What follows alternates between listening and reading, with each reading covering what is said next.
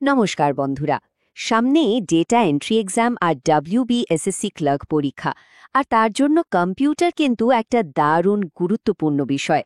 তাই আজকের এই আলোচনায় আমরা কম্পিউটার থেকে আসতে পারে এমন কিছু সবচেয়ে জরুরি প্রশ্ন আর তার উত্তর নিয়ে একেবারে খুঁটিয়ে আলোচনা করব। তো চলুন আর দেরি না করে শুরু করা যাক। আমাদের প্রস্তুতির প্রথম ধাপ হল কম্পিউটার হার্ডওয়্যার। এই সেকশন থেকে কিন্তু বেশ কিছু প্রশ্ন আসেই। চলুন দেখে নিই কি জানতে হবে আমাদের। ধরুন পরীক্ষায় একটা প্রশ্ন এলো, কম্পিউটারের যে অংশগুলোকে আমরা ছুঁতে বা স্পর্শ করতে পারি সেগুলোকে কি বলে? উত্তরটা খুব সোজা, হার্ডওয়্যার। মনে রাখতে হবে সফটওয়্যার কিন্তু প্রোগ্রামের একটা সেট, যেটাকে ধরা ছোঁয়া যায় না। তাই অপশনে যদি সফটওয়্যার বা ফার্মওয়্যার থাকে তাহলে সেগুলো কিন্তু ভুল উত্তর হবে। কম্পিউটার জগৎ থেকে একটা খুব কমন কিন্তু গুরুত্বপূর্ণ প্রশ্ন প্রায়ই আসে, কাকে কম্পিউটারের জনক বলা হয়? উত্তরটা আমরা অনেকেই জানি, চার্লস ব্যাবেজ।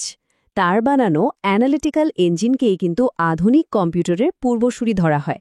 তাই অপশনে অন্য কোনো বিজ্ঞানীর নাম দেখলেই সেটাকে সঙ্গে সঙ্গে বাদ দিয়ে দেবেন। আচ্ছা, এবার একটা মজার প্রশ্ন, কোন মেমোরিটা পাওয়ার অফ করলেই সব ভুলে যায়? এর সঠিক উত্তর হল ভোলাটাইল মেমোরি। এর সবচেয়ে ভালো উদাহরণ হল র্যাম, মানে যতক্ষণ পাওয়ার অন ততক্ষণই ডেটা আছে, যেই পাওয়ার অফ সব ডেটা গায়েব। তাই এটা পার্মানেন্ট বা নন ভোলাটাইল মেমোরি থেকে একদম আলাদা। এই স্লাইডটা দেখুন, এখানে ভোলাটাইল আর নন ভোলাটাইল মেমোরির পার্থক্যটা খুব পরিষ্কার করে দেয়া আছে। পরীক্ষায় প্রশ্ন আসতেই পারে যে হার্ড ড্রাইভ কী ধরনের মেমোরি? উত্তর হবে নন ভোলাটাইল। কেন? কারণ এটা পাওয়ার বন্ধ থাকলেও ডেটা সেভ করে রাখে। আর র্যাম হলো ভোলাটাইল মেমোরির উদাহরণ, খুব ফাস্ট কিন্তু অস্থায়ী। ভাবুন তো, কম্পিউটারের র্যাম প্রায় ভর্তি হয়ে গেছে, তখন কি হবে? এখানেই আসে ভার্চুয়াল মেমোরির কনসেপ্ট। প্রশ্নটা এভাবে আসতে পারে, র্যামের অভাব হলে অপারেটিং সিস্টেম হার্ড ডিস্কের যে অংশকে মেমোরি হিসাবে ব্যবহার করে তাকে কি বলে? সঠিক উত্তর হল ভার্চুয়াল মেমোরি। এটা কিন্তু কোনো আলাদা ফিজিক্যাল চিপ নয়, এটা হার্ড ডিস্কেরই একটা অংশ যেটা র্যামকে সাহায্য করতে এগিয়ে আসে। হার্ডওয়্যার তো গেল, এবার আসা যাক কম্পিউটারের মস্তিষ্কের দিকে, মানে সফটওয়্যার আর অপারেটিং সিস্টেম। পরীক্ষার জন্য এই অংশটা কিন্তু ভীষণ ইম্পর্ট্যান্ট। অপারেটিং সিস্টেমের কাজ কি? প্রশ্নটা এভাবে আসতে পারে যে নিচের কোনটি অপারেটিং সিস্টেমের কাজ? দেখুন, process management, memory management, file management, input output management, এই সবই কিন্তু অপারেটিং সিস্টেমের প্রধান কাজ। তাই অপশনে যদি উপরের সব কটি বা অল অফ দি অ্যাবাভ থাকে, চোখ বন্ধ করে ওটাই হবে সঠিক উত্তর। সহজ কথায় ওএস হল গোটা সিস্টেমের ম্যানেজার। এখান থেকে উদাহরণ দিয়ে প্রশ্ন আসতে পারে, যেমন ধরুন আপনাকে কয়েকটা অপশন দিয়ে জিজ্ঞেস করা হলো এর মধ্যে কোনটা একটা অপারেটিং সিস্টেম? উইন্ডোজ বা লাইনাক্স হল সঠিক উত্তর। খেয়াল রাখবেন, MS ওয়ার্ড বা গুগল ক্রোম কিন্তু অ্যাপ্লিকেশন সফটওয়্যার, অপারেটিং সিস্টেম নয়। এই দুটোকে গুলিয়ে ফেললে চলবে না। আমরা যখন কিছু টাইপ করি, ভুল হলে শব্দের নিচে একটা লাল আঁকাবাঁকা লাইন আসে, তাই না? প্রশ্ন হলো এই ফিচারটা কিসের অংশ? এটা কিন্তু অ্যাপ্লিকেশন সফটওয়্যারের একটা ফিচার, বিশেষ করে ওয়ার্ড প্রসেসিং প্রোগ্রামের। এটা অপারেটিং সিস্টেমের কাজ নয়।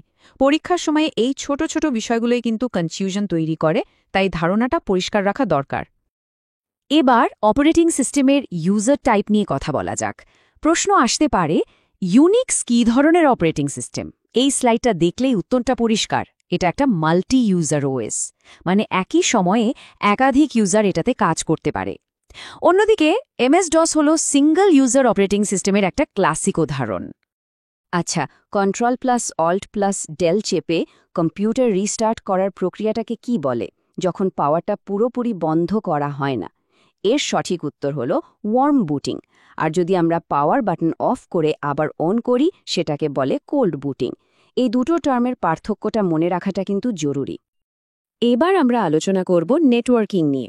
এখান থেকে বেশ কিছু টেকনিক্যাল প্রশ্ন কিন্তু পরীক্ষায় আসে। আর হ্যাঁ, এইরকম আরও গুরুত্বপূর্ণ প্রস্তুতির ভিডিও পেতে আমাদের পড়াশোনা চ্যানেলটা অবশ্যই সাবস্ক্রাইব করে রাখুন। খুব সহজ একটা প্রশ্ন, ওয়েব পেজ দেখার জন্য আমরা কোন সফটওয়্যার ব্যবহার করি? সঠিক উত্তর হল ব্রাউজার। অনেকে সার্চ ইঞ্জিন আর ব্রাউজারের মধ্যে গুলিয়ে ফেলে। মনে রাখবেন, গুগল বা বিং হল সার্চ ইঞ্জিন, যারা তথ্য খুঁজে দেয়, কিন্তু সেই তথ্যটা দেখানোর কাজটা করে ব্রাউজার, যেমন ক্রোম বা ফায়ারফক্স। কম্পিউটাররা যখন ইন্টারনেটে একে অপরের সাথে কথা বলে তারা কিছু নিয়ম মেনে চলে। তো প্রশ্নটা হলো, কম্পিউটার নেটওয়ার্কে ডেটা আদান প্রদানের এই নিয়মগুলোকে কি বলে? উত্তর হলো প্রোটোকল। এই প্রোটোকল না থাকলে দুটো ডিভাইস একে অপরের সাথে ঠিকঠাক কমিউনিকেটই করতে পারত না। তাহলে ইন্টারনেটের মূল প্রোটোকল কোনটা? প্রশ্ন আসতে পারে, ইন্টারনেটের মৌলিক প্রোটোকল স্যুট কোনটি? সঠিক উত্তর হবে টিসিপি বা আইপির ওপর। তাই এটাই হবে সবচেয়ে সঠিক উত্তর। ইন্টারনেটে প্রত্যেকটা ডিভাইসের একটা নিজস্ব ঠিকানা থাকে, যাকে বলে আইপি অ্যাড্রেস।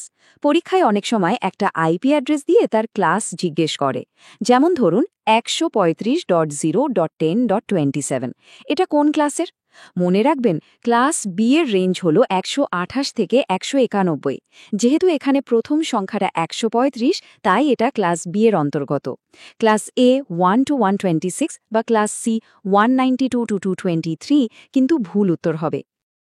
আমরা আলোচনার একদম শেষ পর্যায়ে চলে এসেছি। এবার আমরা কম্পিউটারের কিছু কোর কনসেপ্ট আর টার্মিনোলজি নিয়ে কথা বলবো, যেগুলো থেকে প্রায়ই প্রশ্ন আসে। সংখ্যা পদ্ধতি বা নাম্বার সিস্টেম থেকে একটা প্রশ্ন প্রায় নিশ্চিত। প্রশ্ন, হেক্সাডেসিমাল সংখ্যা পদ্ধতির বেস কত? সঠিক উত্তর হল 16। এর সাথে এটাও মনে রাখুন, বাইনারির বেস 2, অক্টালের 8 আর ডেসিমেলের 10। এই বেসগুলো কিন্তু একদম মুখস্থ রাখতে হবে। কম্পিউটারের একেবারে মূলে কিন্তু রয়েছে বাইনারি লজিক। লজিক গেট থেকে প্রশ্ন আসতেই পারে। যেমন অ্যান্ড গেটে যদি দুটো ইনপুটই 1 হয়, তাহলে আউটপুট কি হবে? উত্তর হবে 1। অ্যান্ড গেটের নিয়মটাই হলো সব ইনপুট সত্য বা 1 হলেই একমাত্র আউটপুট সত্য বা 1 হবে, না হলে কিন্তু আউটপুট 0। মেকের পুরো নাম কি? এই প্রশ্নটা পরীক্ষায় খুব আসে। এর সঠিক উত্তর হল ম্যাগনেটিক ইঙ্ক ক্যারেক্টার রিকগনিশন। এটা মূলত কোথায় ব্যবহার হয় জানেন? ব্যাংকের চেক প্রসেস করার জন্য। এটাকে কিন্তু ওএমআর বা ওসিআর এর সাথে গুলিয়ে ফেললে চলবে না, ওগুলো একদম আলাদা প্রযুক্তি। কম্পিউটারের শুরুটা হয়েছিল খুব সাধারণ লজিক দিয়ে, কিন্তু আজ দেখুন কম্পিউটার মানুষের মতো চিন্তা করার চেষ্টা করছে। যদিও এটা থেকে সরাসরি প্রশ্ন আসার সম্ভাবনা কম, তবে আর্টিফিশিয়াল ইন্টেলিজেন্স বা এআই এর ধারণাটা জেনে রাখা ভালো। এআই হলো কম্পিউটার সায়েন্সের এমন একটা শাখা যা মেশিনকে মানুষের মতো করে ভাবতে আর শিখতে সাহায্য করে। তো আজকের আলোচনায় আমরা কম্পিউটারের বেশ কিছু গুরুত্বপূর্ণ প্রশ্ন আর তার উত্তর ব্যাখ্যাসহ জেনে নিলাম। আশা করি এই প্রস্তুতি আপনাদের পরীক্ষার জন্য খুব কাজে আসবে। এই বিষয়গুলো মনে রাখার জন্য কিন্তু নিয়মিত প্র্যাকটিস করতে হবে। আপনাদের সবার পরীক্ষার জন্য অনেক অনেক শুভেচ্ছা রইল।